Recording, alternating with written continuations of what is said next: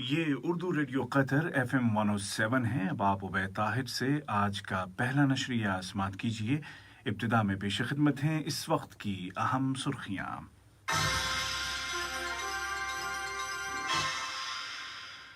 Sahib Sumo अमीर शेख तमीम बिन हमद आल थानी ने उर्दन के बादशाह को एक तहरीरी पैगाम इरसाल किया है जिसका ताल्लुक दोनों मुल्कों के आपसी ताल्लुकात से है। वजारत सेहत ने अवाम से अपील की है कि वो 10 लाख से ज़्यादा वैक्सीन लगवा चुके अफराद की सफ़ में शामिल हो जाएं। और वाशिंगटन ने ईरान के साथ एटमी मुआहदे को बचाने के लिए जारी मुज़ाकरात के ज़िमन में तेहरान के साथ कैदियों के तबादले के किसी भी सौदे से इनकार किया है। और अब पेश खिदमत है उर्दू रेडियो कतर FM 107 से आज का पहला मुफस्सल नशरिया।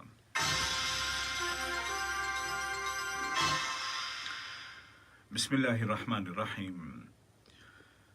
साहिब सुमो अमीर शेख तमीम बिन हमद आल थानी ने उर्दन के फरमारवा शाह अब्दुल्ला दोम को एक तहरीरी पैगाम इरसाल किया है जिसका ताल्लुक दोनों मुल्कों के आपसी ताल्लुकात और उनको मुख्तलिफ शोबों में फ़रोग़ देने के वसाइल से है।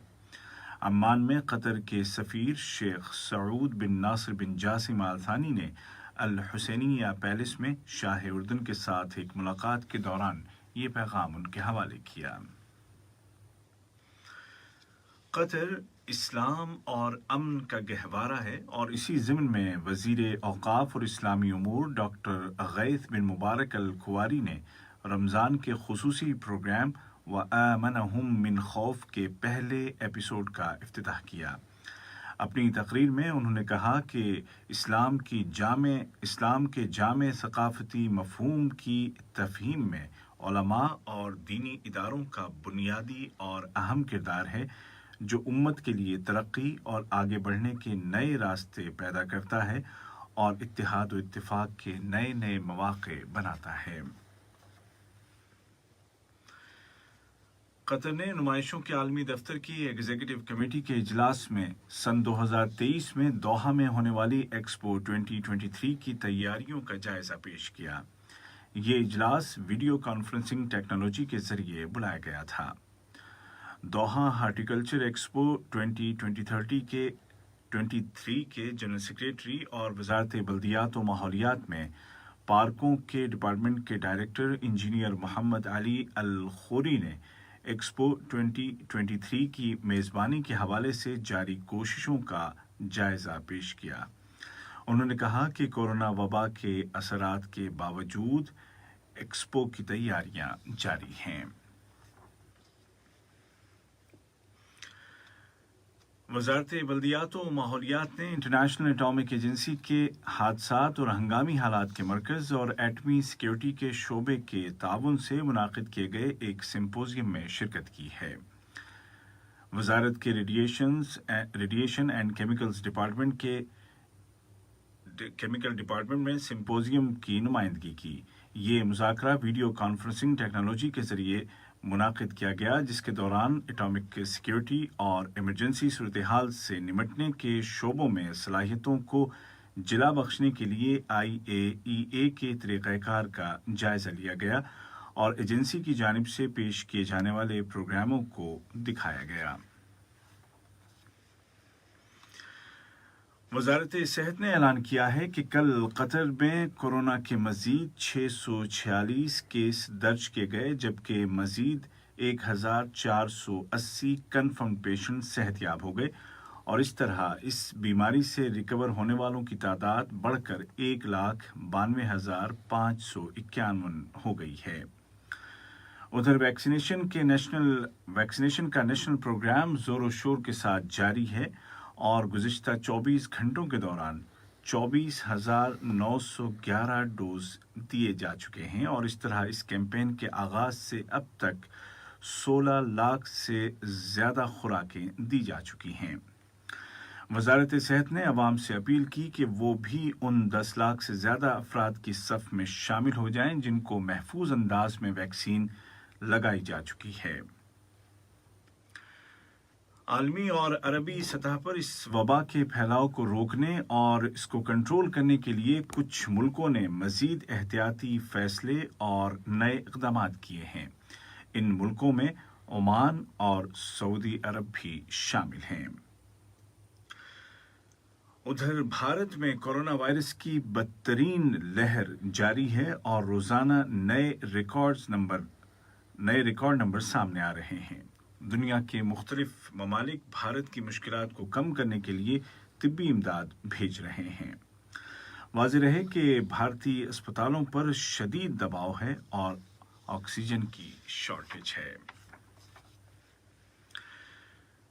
شام میں خانہ جنگی کے 10 سال گزرنے کے بعد بھی صدر بشار الاسد اقتدار سے لگے بیٹھے ہیں اور عوام کی پریشانیوں کا کوئی حل دور تک نظر نہیں آ رہا۔ ریاست قطر واضح طور پر شروع سے ہی شام کے عوام کے ساتھ کھڑی ہے اور اقوام متحدہ اور انسانی حقوق کے معیاروں کے مطابق اعلیٰ ترین سفارتکاری کے ساتھ اس کرائسس کو ڈیل کر رہی ہے۔ اس حوالے سے لاپتہ اور جیلوں میں بند شامی افراد کے امور کے ادارے کے سربراہ جناب یاسر الفرحان نے قطر کے قابل تعریف انسانی کردار کو سراہا، جو وہ جرائم میں ملوث افراد کو سزا سے نہ بھاگنے دینے میں عالمی پلیٹ فارمز پر ادا کر رہا ہے۔ یہ خبریں آپ اردو ریڈیو قطر FM 107 سے سن رہے ہیں۔ امریکہ نے ایرانی میڈیا کی ان خبروں کی تردید کی ہے جن میں کہا گیا تھا کہ واشنگٹن نے ایران کے ساتھ کیے گئے ایٹمی معاہدے کو بچانے کے لیے جاری مذاکرات کے ضمن میں قیدیوں کے تبادلے کا ایک سودا کر لیا ہے۔ ایران کے ٹیلی ویژن نے ایک سرکاری ذریعے کے حوالے سے کہا تھا کہ کانگریس کے دباؤ اور ایرانی مسئلے میں فوری پیش رفت حاصل کرنے کے لیے امریکہ نے $7 ارب اور 4 امریکیوں کے بدلے 4 ایرانیوں کو رہا کرنے پر رضامندی ظاہر کر دی ہے۔ ادھر آسٹریا کے دارالحکومت ویانا میں جاری مذاکرات میں ایران کے معاون وزیر خارجہ اور اعلیٰ مذاکرات کار جناب عباس عراقچی نے کہا ہے کہ مذاکرات اب سنجیدگی کے مرحلے میں داخل ہو چکے ہیں۔ انہوں نے کہا کہ امریکہ کی پابندیوں کی لسٹ سے بعض افراد اور اداروں کے نام خارج کرنے اور بعض سیکٹر سے پابندیاں اٹھانے پر اتفاق کر لیا گیا ہے۔ سوڈان کے وزیر اعظم جناب عبداللہ حمدوک نے آزادی سوڈان نامی تحریک کے کمانڈر جناب ارکو میناوی کو ملک کے مغرب میں واقع صوبے ڈارفور کا حکمراں بنانے کا فیصلہ جاری کیا ہے۔ اس فیصلے کے مطابق جناب مناوی کو آئینی دستاویز سن 2019 کی شقوں پر عمل درآمد کرتے ہوئے اور عبوری حکومت اور امن عمل میں شامل جماعتوں کے درمیان ہونے والے جوبا معاہدے کے تحت اس منصب پر فائز کیا گیا ہے۔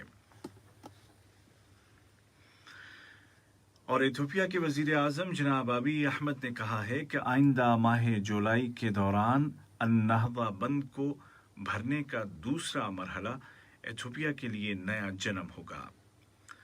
دوسری جانب سوڈان اپنے موقف کی تائید حاصل کرنے کی کوشش کر رہا ہے اور اس کی وزیر خارجہ محترمہ مریم المہدی یوگینڈا، کینیا اور ڈیموکریٹک کانگو کا دورہ کر رہی ہیں۔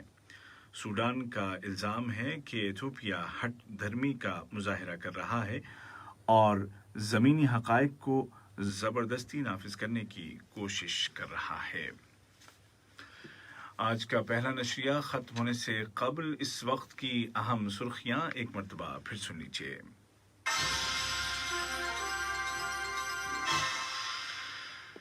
صاحب سمو امیر شیخ تمیم بن حمد آل ثانی نے اردن کے بادشاہ کو ایک تحریری پیغام ارسال کیا ہے جس کا تعلق دونوں ملکوں کے آپسی تعلقات سے ہے۔ وزارت صحت نے عوام سے اپیل کی ہے کہ وہ 10 لاکھ سے زیادہ محفوظ انداز میں ویکسین لگوا چکے افراد کی صف میں شامل ہو جائیں۔ اور واشنگٹن نے ایران کے ساتھ ایٹمی معاہدے کو بچانے کے لیے جاری مذاکرات کے ضمن میں تہران کے ساتھ قیدیوں کے تبادلے کے کسی بھی سودے سے انکار کیا ہے۔ اردو ریڈیو قطر FM 107 سے آج کا پہلا مفصل نشریہ اپنے اختتام کو پہنچا۔ ہمارا دوسرا نیوز بلیٹن شام ٹھیک 7:30 بجے پیش کیا جائے گا۔ آج کے اس بلیٹن کو آپ تک پہنچانے میں ہماری تکنیکی معاونت کی محمد حسن سورانی نے۔